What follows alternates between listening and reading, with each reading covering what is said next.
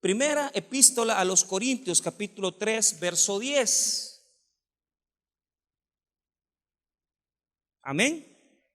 Muy bien. Vamos a leer esa palabra de parte del Señor. Vamos a reflexionar en ella.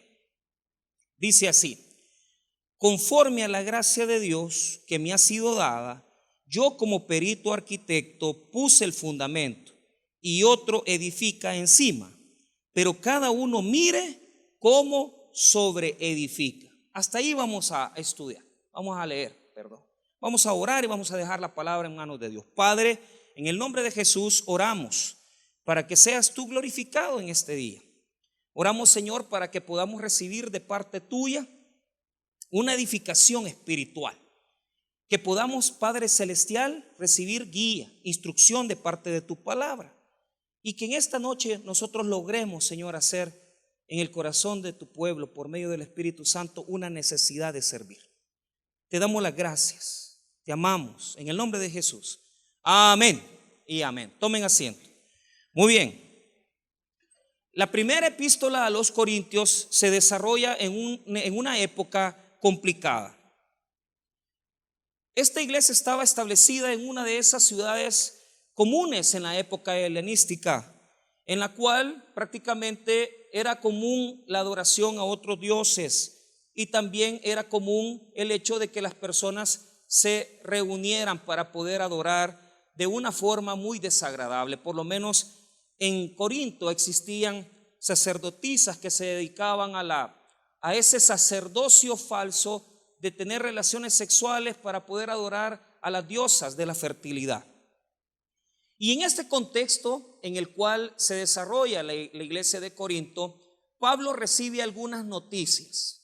El hecho es de que prácticamente él es notificado y le advierten diciéndole: mira, Pablo, dentro de la iglesia que tú fundaste, dentro de la comunidad que fundaste, porque quiero decirle que no tenían templo, se reunían en casas, se reunían en comunidades pequeñas, en familias, y prácticamente una familia era toda la estructura de una iglesia.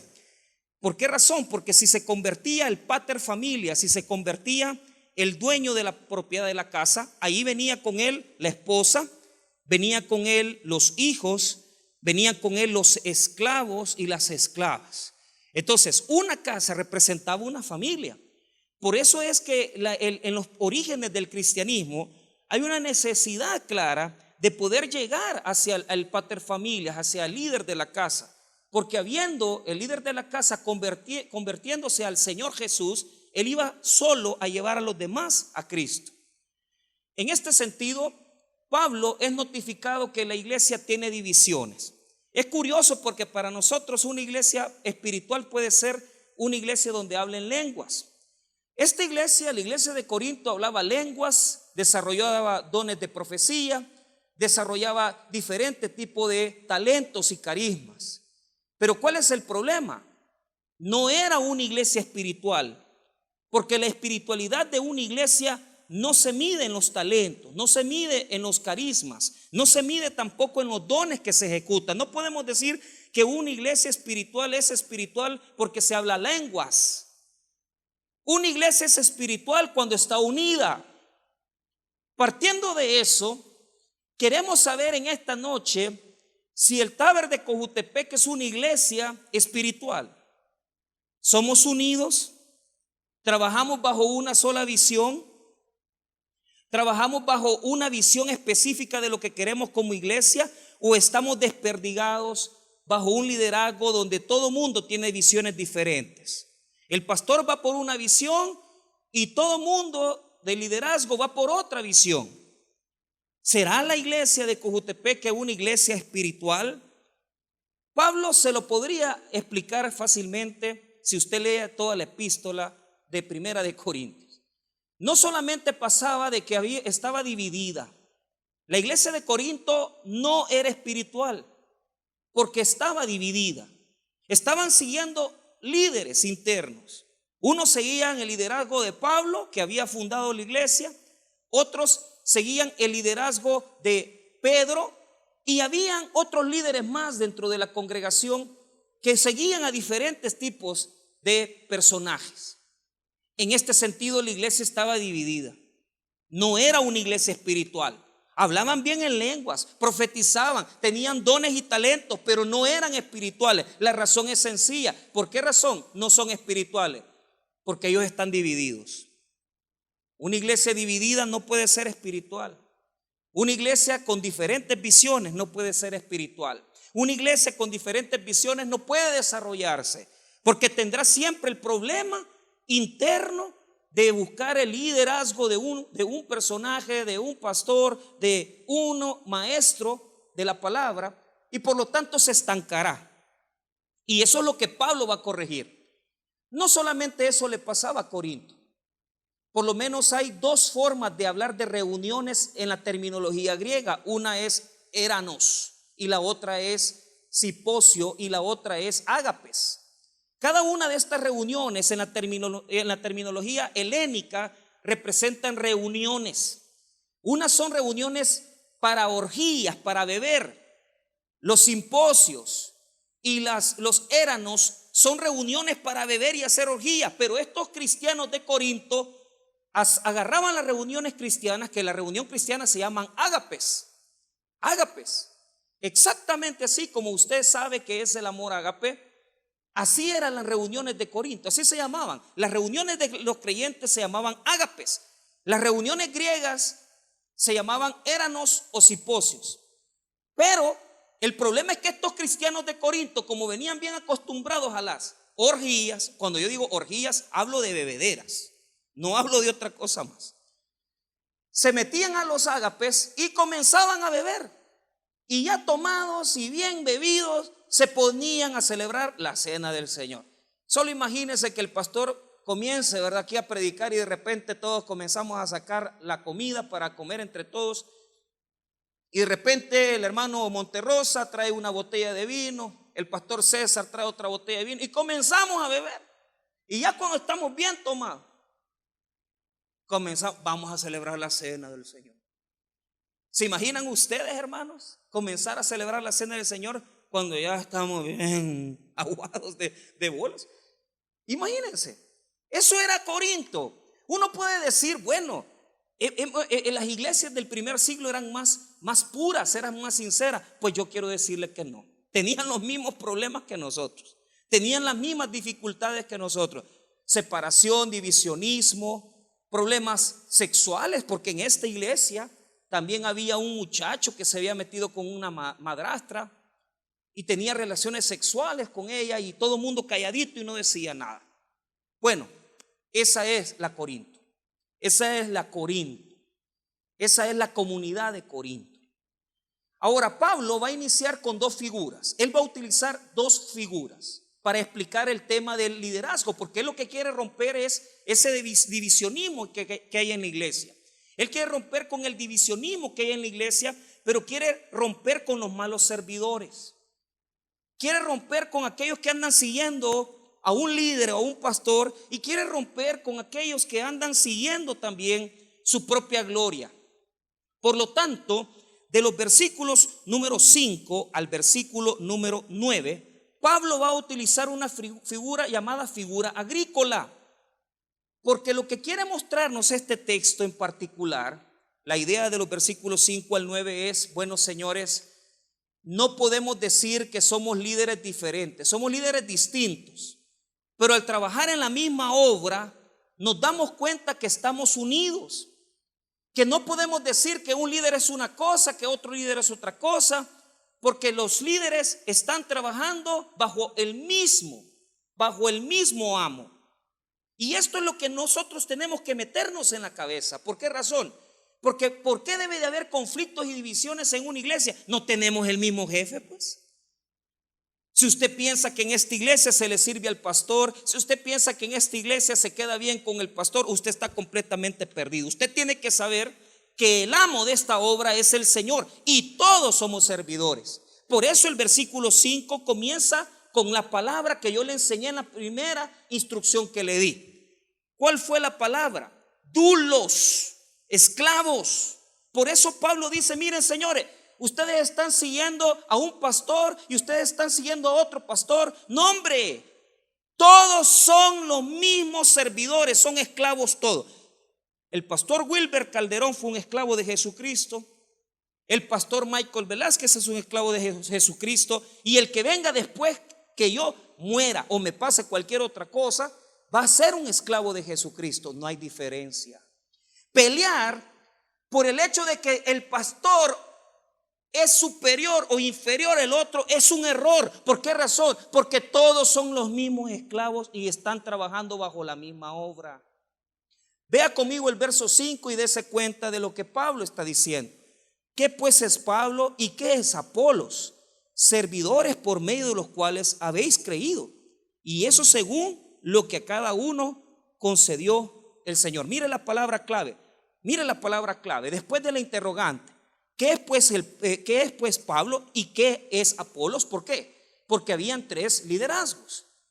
Uno era el liderazgo de Pablo, otro era el liderazgo de Apolos y el otro era el liderazgo de Pedro. Pero el que estaba causándole un poco de problemas era el liderazgo de Pedro. Porque cuando Jesús caminó en este mundo, le adjudicó a Pedro el ser el fundador de ciertas obras. Y la gente estaba confundida porque muchos decían, es que Pedro es la piedra. Ustedes han escuchado, queridos hermanos y amigos, que el fundamento es el apóstol Pedro o el Papa. Bueno, aquí hay injerencia católica. ¿Por qué razón? Porque el texto que vamos a revisar en muchas ocasiones se utiliza para hablar del purgatorio. Yo ya lo voy a explicar. Pero antes de eso quiero decirles que la gente estaba confundida desde el segundo siglo.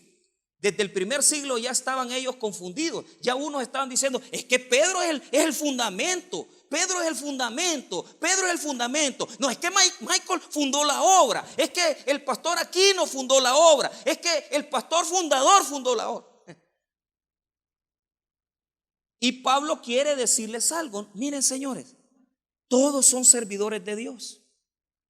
Son iguales, no hay distinción. Ahora, vea lo que dice el versículo 6. Yo planté, Apolo regó, pero el crecimiento lo ha dado. Ni yo pude haber hecho nada sin el trabajo del pastor Aquino, del pastor Alfredo, del pastor Wilber Calderón, porque nosotros a la final somos los que hacen a veces la siembra y a veces los que riegan. Pero lo que quiere mostrarnos el texto bíblico es que una iglesia puede tener varios líderes, pero que el dueño de la obra es Dios. No es un pastor, no es un líder. Y estamos equivocados cuando nosotros decimos, es que esa es la iglesia del pastor fulano de tal, es que esa es la iglesia del pastor fulano de tal. Para mí, que soy un lector de la Biblia, con lo poco que yo sé de las escrituras, les puedo decir que nadie ha muerto por su iglesia más que solo Cristo. Por eso todas las iglesias son de Dios. Todas las iglesias le pertenecen a Cristo. Las iglesias son de Cristo. Las iglesias y las congregaciones son del Señor, no son de los pastores. Es por eso que no podemos adueñarnos de ellas. Porque uno mire lo que dice el texto bíblico. Yo planté, dice, o sea, yo sembré la semilla, pero mire lo que dice, Apolo regó, pero el crecimiento lo ha dado Dios. ¿Por qué razón? Yo estoy conectado a todos los pastores que estuvieron antes de mí.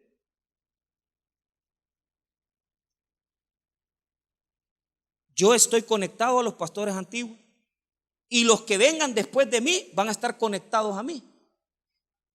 El pararse en un púlpito, como hacen algunos, hablar de los pastores que ya no están, es el peor error. ¿Por qué? Porque él regó. Porque el que estuvo antes de mí sembró.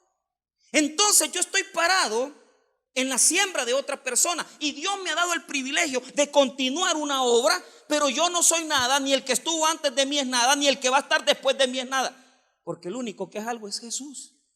Entonces esa es la mentalidad que debemos de tener como miembros de una congregación. Tenemos que sacarnos esa mentalidad y se lo explico por qué. Porque a lo largo del ministerio que Dios me ha permitido desarrollar, he trabajado en 5 diferentes iglesias. Y siempre, sin excepción alguna, me ha tocado trabajar con miembros con ovejas que muchas veces yo no gané a Cristo, sino que las ganó el pastor que estaba antes de mí. En Chalchuapa trabajamos con gente que yo no evangelicé. Eran gente que viene, mire, aquí le vamos a ayudar, vamos a trabajar con ustedes.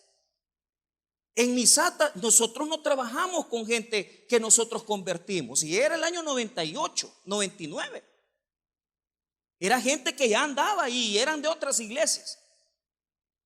Cuando nos tocó pastorear a Cajutla, de igual manera. Yo no tenía nada nuevo, yo no agregué nada nuevo.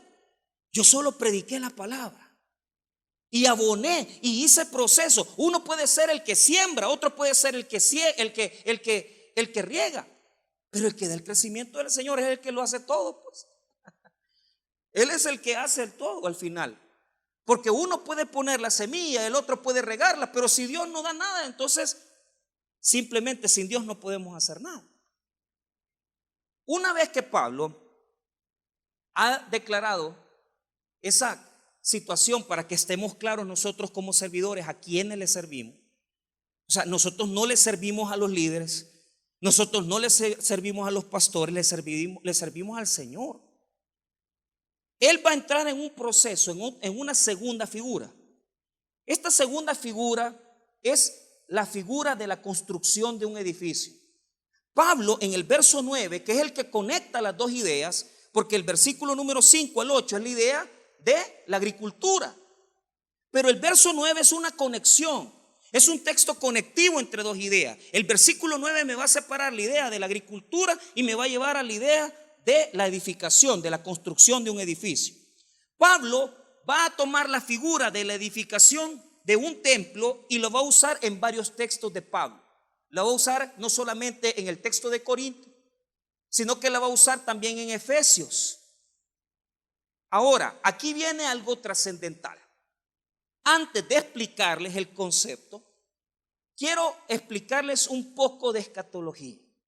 Ojo, que la clase no es de escatología, es enseñanza de servicio, pero hay que explicar esto. La teología católica utiliza el versículo 15, léalo conmigo. Si la obra de alguno se quemare, él sufrirá pérdida, si bien él mismo será salvo, aunque así como por fuego. O sea, este es el texto que en teología católica se utilizó como fundamento para el purgatorio, porque ya la Biblia maneja ese concepto, el concepto que nosotros debemos de tenerle temor y respeto. ¿Por qué? Porque algunos aquí no se han dado cuenta de algo, que van a entrar a la gloria, van a entrar al reino, pero como por fuego. Como por fuego. Y tal vez para usted no está claro ese concepto. Yo se lo quiero explicar. Entrar al cielo habiendo pasado como por fuego quiere decir que usted viene echando humo todavía, porque a usted le tocaba estar en el infierno, pero por la misericordia de Dios alcanzó a entrar al reino, pero viene con olor a humo, porque a usted le tocaba estar con el cachudo, no le tocaba estar en el cielo. Entonces es pasado como por fuego, porque usted la pierna se la agarró Satanás, pero usted hizo fuerza y bueno, y alcanzó a llegar. Pero usted viene con humo del infierno, usted viene quemado, viene con el miedo, porque como cuando usted va a hacer un examen que no está preparado y usted dice: ay, por favor, Señor, que saque 6, que saque la nota mínima 7. Y usted viene y dice, bueno, hace el examen, pero de repente entre el examen y la nota pasan 15 días. ¿Y usted qué está haciendo? Bajando todos los santos del cielo. Ay, Señor, que pase el examen, que pase el examen. ¿Y qué es lo que pasa? El día que le publican la nota tiene 7 y usted dice: ah, pasé, raspado, pero pasé. Ah, pues hay gente que va a entrar al cielo raspada,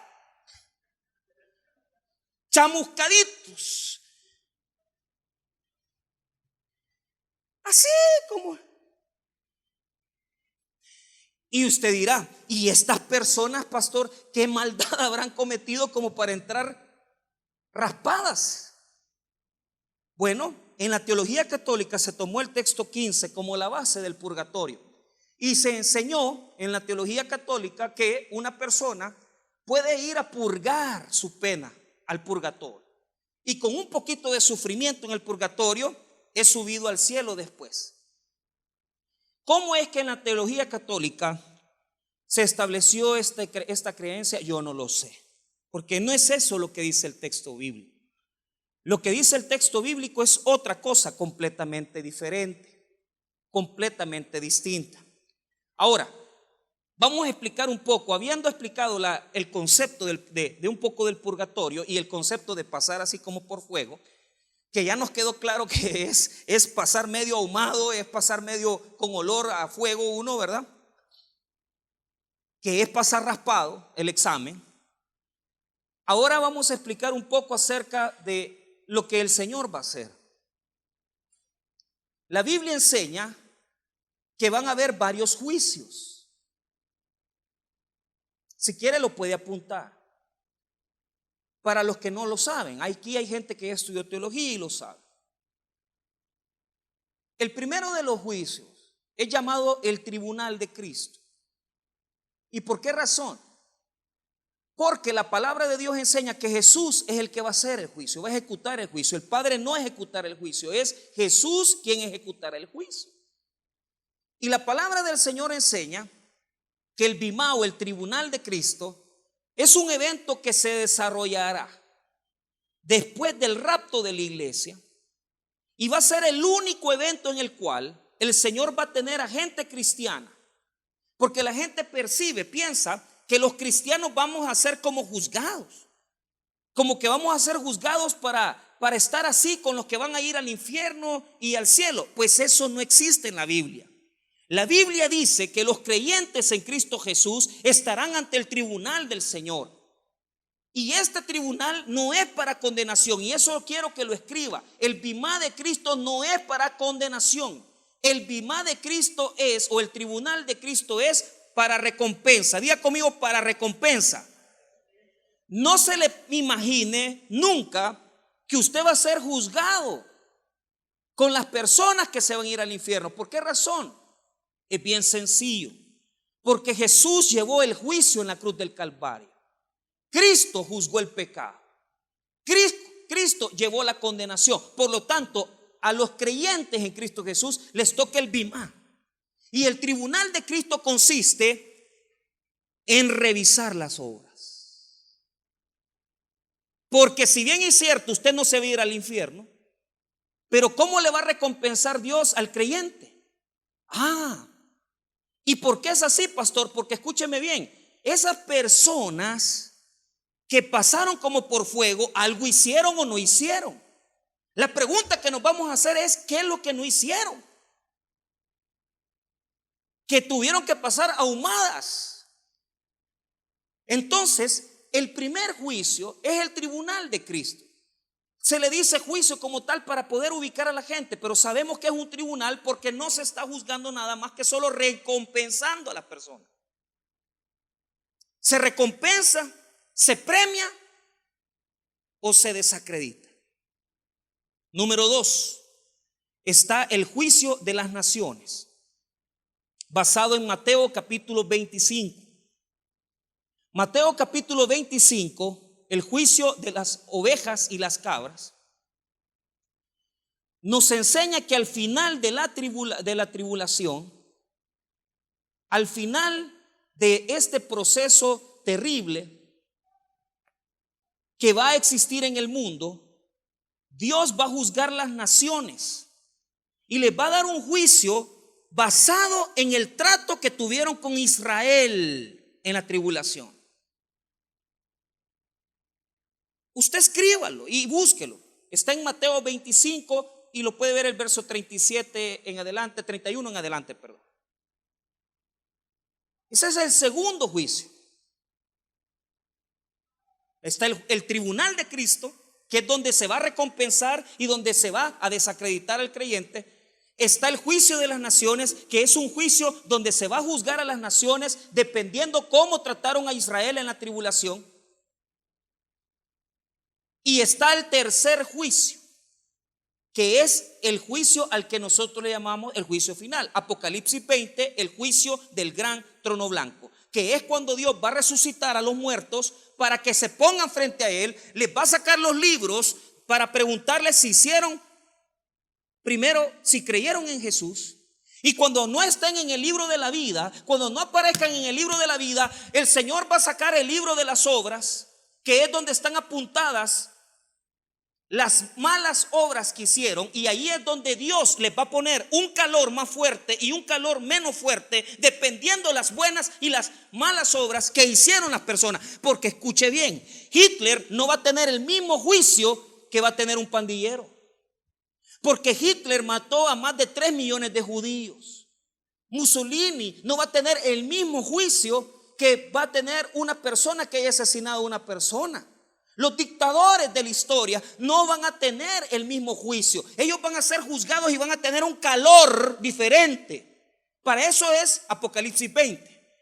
Entonces, el tribunal de Cristo sirve para premiar, recompensar y quitar recompensas al creyente.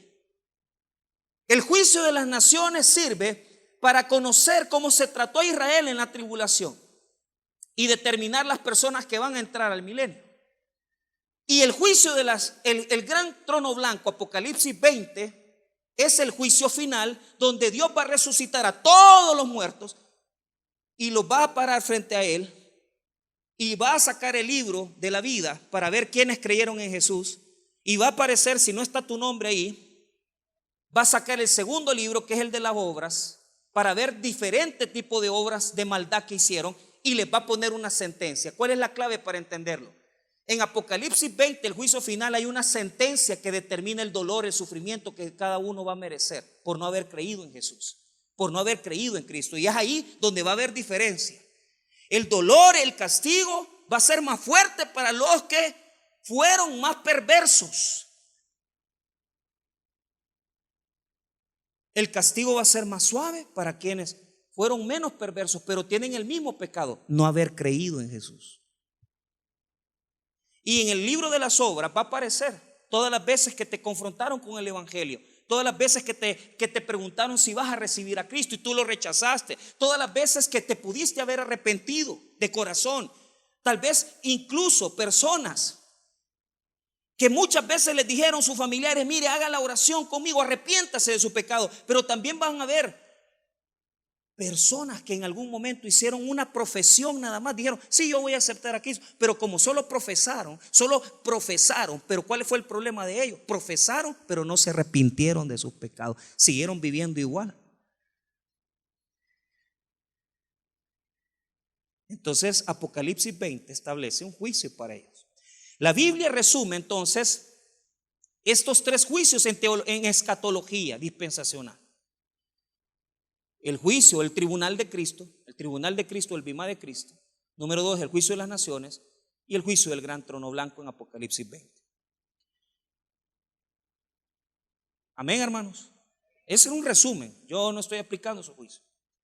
La pregunta es, entonces, Dios, ¿cómo nos va a recompensar?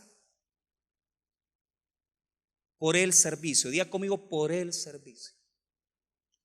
Y ahí es donde estamos todos mal. Me incluyo yo, incluyo los pastores que están en esta noche, porque nosotros tenemos mayor carga y estamos más propensos a que en el tribunal de Cristo perdamos. Incluyo las lideresas, las predicadoras, y para los que nos ven en Oriente o en Estados Unidos, para las pastoras. ¿Cómo se va a hacer? Ahora veamos el texto bíblico y vamos a definir el proceso. Lo que podemos encontrar en el texto de Primera de Corintios, capítulo 3, versículo número 10 en adelante, es la forma de la recompensa. ¿Cómo se va a establecer el tribunal de Cristo?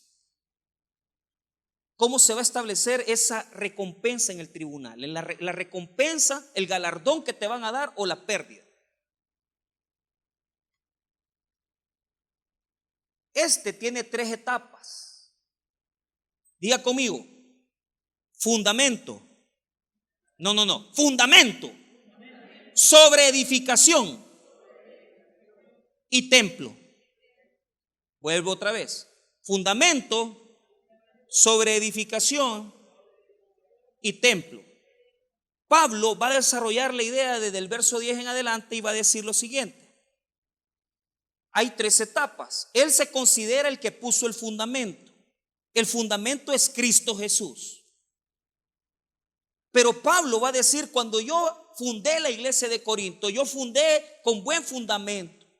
Mire, hermano, parece increíble, pero para que una iglesia sea una iglesia grande, lo más importante es el fundamento. Se necesita trabajar el fundamento. Habrán personas que dicen, mire, ¿y por qué Cojutepeque no crece? Porque hay que trabajar el fundamento. Y si nos vamos a tardar 6 años para trabajar el fundamento, no importa, porque si lo que vamos a edificar es un edificio grande para la gloria de Dios, no importa que profundicemos, hermano. Hay que ir abajo, el fundamento se saca, se va labrando, se va paliando, se va sacando, y depende la profundidad de cómo usted establezca el fundamento, es la altura del edificio. Es en esto en donde los pastores no queremos invertir, porque los pastores queremos eso, queremos ovejas de otro pueblo, queremos ovejas de otra iglesia, queremos gente que venga, pero nadie quiere poner fundamento.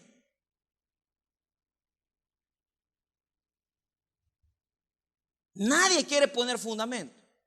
Queremos crecimiento, pero no queremos fundamentos. Entonces Pablo va a decir en el verso 10 que el fundamento lo puso bien, porque él lo puso y lo puso en Cristo. Y les deja claro algo: Pedro no es el fundamento de la iglesia, es Jesucristo el Señor. Por eso en el verso 10 y 11 él va a enfatizar y les va a decir: señores, dejen de andar hablando locuras. No es Pedro la piedra angular, es Jesús el Señor. Él es el que le da sentido a la construcción. Él es el que le da coordinación a la construcción. ¿Por qué Jesús es la piedra angular? La piedra angular, para que muchos piensan que era con la que se comenzaba. No, la piedra angular era la que le da sentido a la construcción. Se ponía en el centro y era una piedra que se labraba, se establecía para poder darle sentido a toda la construcción. Si usted quiere tener una idea, es como hacer un arco y la piedra angular sería la del centro de arriba, la que sostiene toda la edificación. Si esta piedra no está bien, nada está bien. El edificio está mal hecho. Si no ponemos a Cristo como el centro de la enseñanza, si no ponemos la predicación de la palabra, si no abrimos las escrituras, si nosotros no predicamos el evangelio de Jesucristo, entonces no hay nada, hermano. Es un club social, es una reunión para fútbol, es una reunión donde solamente un concierto, lo que sea, pero no es fundamento. Que predicar la palabra. Pero oiga bien, el 10 y 11 se va a batear a Pedro y les dice: señores, Pedro no es el fundamento, Jesús es fundamento.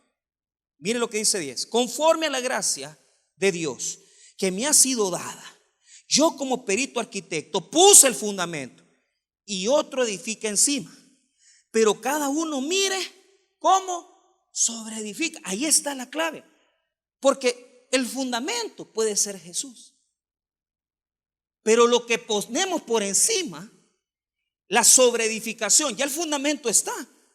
Pero a veces en una iglesia hay mezclas. A veces en una iglesia hay mezclas de enseñanza. Hay un predicador con una enseñanza, hay otro con otra, y uno está enseñando a saber qué cosas. Pero también, hermanos, hay otra cosa. Lo que quiere presentar Pablo con la idea de edificación, pon atención, es coordinación. Diga conmigo: coordinación. En la figura de la agricultura, lo que Pablo quiere decir es: ninguno está por encima. Todos los líderes están iguales porque todos son esclavos de Jesús. Pero en la figura de la edificación quiere decir coordinación. Si una iglesia no se coordina, si una iglesia no tiene sentido, si una iglesia no tiene coherencia, coordinación, va a desfallecer. Porque no podemos poner aquí uno predicando una cosa, el otro predicando otra cosa. No podemos, hermano, poner en los ministerios líderes que tengan visiones distintas, porque entonces no hay coherencia. La piedra angular está sosteniendo todo, pero si no todos estamos en la misma visión, no hay cohesión, no hay coordinación. Entonces Pablo dice, cuidado, porque yo hice bien mi trabajo, pero los que hicieron mal el trabajo son los que después vinieron. Porque estos enseñaron filosofía, estos enseñaron gnosticismo, estos enseñaron a saber que otras cosas. Y mire lo que dice el 11, porque nadie puede poner otro fundamento que el que está puesto, el cual es Jesucristo. Allí está basado en eso. Jesús es el fundamento. 12. Y si sobre este fundamento alguno edificare oro, plata, piedras preciosas, madera, heno, hojarasca. ¿Cuál es la característica? Viene desde los metales más preciosos hasta los materiales más destructivos. Y le voy a explicar el concepto de servicio. Póngame atención, hermano, porque aquí está la clave. Mire lo que dice el 13. La obra de cada uno se hará manifiesta, porque el día la declarará, pues por el fuego será revelada, y la obra de cada uno, cual sea el fuego, la que la probará. Las obras que hacemos, el servicio que hacemos, será puesto al fuego. Y es ahí donde muchos van a salir con un mito.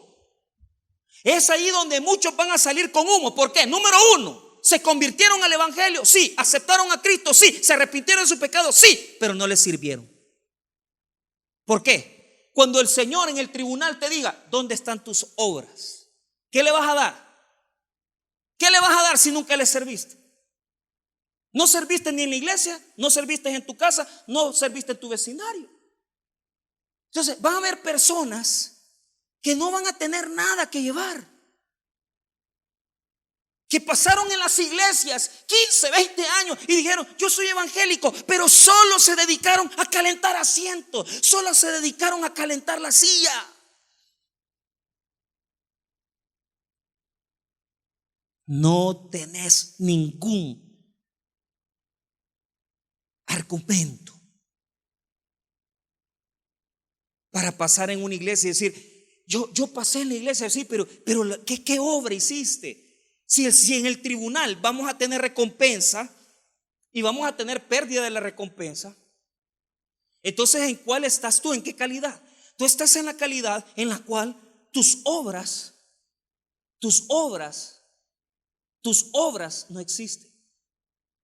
Porque Dios demanda de los que creemos en Él que le sirvamos. Somos esclavos, somos servidores de Dios. Pero ¿cuál es el problema? El problema es, primero, los que no han servido. Y segundo problema, son los que han servido hasta de más. Pero ¿por qué Pablo pone el ejemplo? Pongamos el orden. Primero, mire el orden que sigue, el versículo 12.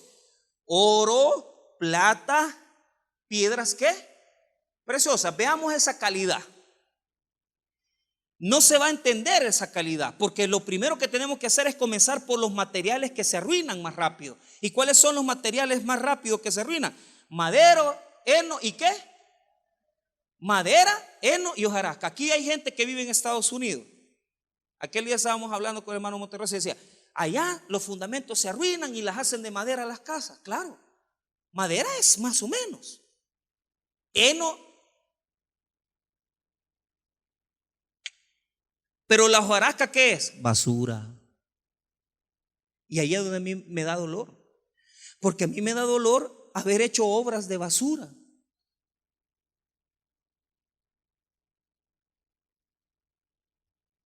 ¿Por qué? ¿Cuál es la relación que Pablo está jugando? Diga conmigo, apariencia. Las casas de madera de Estados Unidos son grandes, hermosas, son lindas. Pero ¿sabe qué pasa? Póngales un fósforo. Vaya, póngale el heno. Con heno puedo hacer una gran montaña. Póngale fuego, pues. Así. Ponga gasolina a las 12 del mediodía sobre basura. ¿Qué pasa? Se incendia. ¿Sabe por qué? Porque algunos estamos solo haciendo obras de apariencia.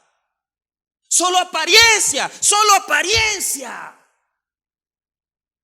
Para glorificarnos nosotros, para que nos vean a nosotros. Porque se ve grande la obra. Oh, qué gran iglesia, qué gran ministerio. Pues fíjate que Dios no va a juzgar por la apariencia exterior. ¿Sabes por qué? Porque Jesucristo tiene ojos de fuego y Él no ve la apariencia de las cosas, sino que ve el corazón con el que le sirve a Dios. Él no ve la apariencia. Yo le dije al Señor: Señor, he cambiado mis oraciones. Yo no le pido al Señor sermones buenos. Señor, que cuando yo te vaya a servir, vaya con amor a servirte. ¿Sabe por qué? ¿Cuáles son las obras que se han hecho con hojarasca? ¿Cuáles son las obras que se han hecho con heno y con madera? Le dimos de comer a tanta gente como lo hicimos en la pandemia nosotros. Pero solo Dios sabe si sentimos gloria en nuestro corazón.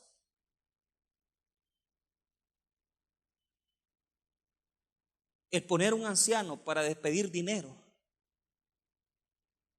es una obra de hojarasca.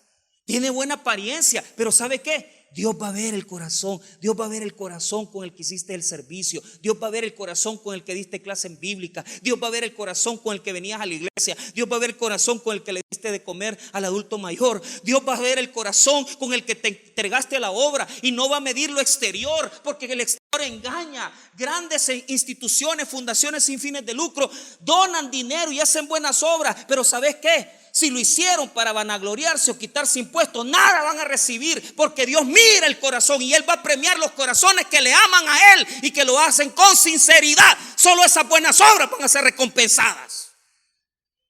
Lo demás es puro humo.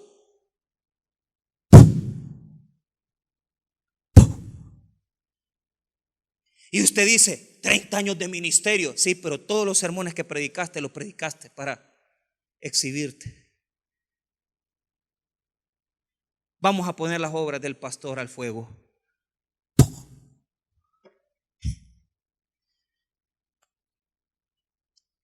Las obras de madera, heno y hojarasca, los servicios, son apariencia. Amén, hermanos.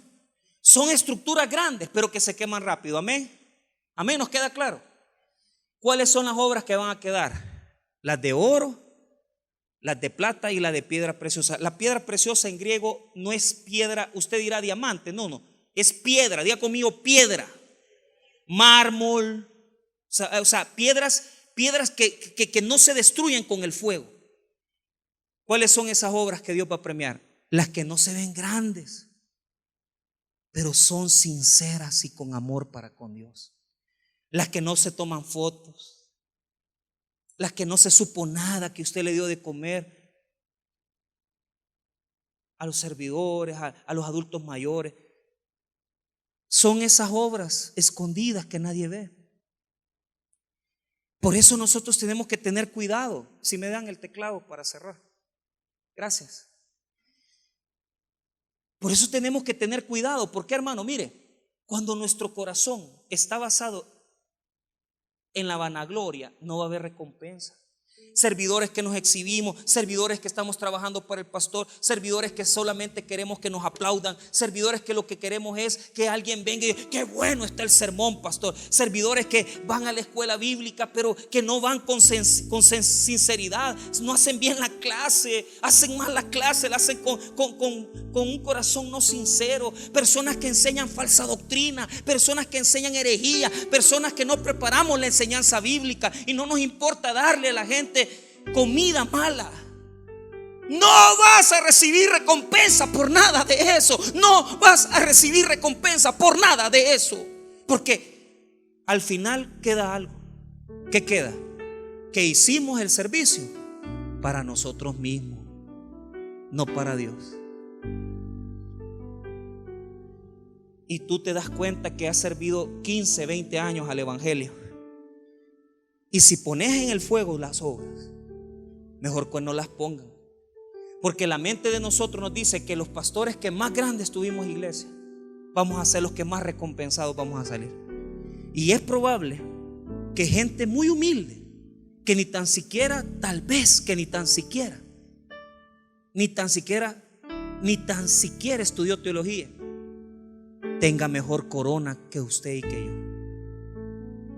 ¿Por qué? Porque es bien fácil hacer obras de apariencia, que aparezcan grandes, pero cuando se ponen al fuego no se hicieron Primero, porque no te habías arrepentido de tus pecados. Segundo, las hiciste por vanagloria personal. Y tercero, las hiciste sin amor. Mire lo que dice el 15. Diga conmigo: pérdida.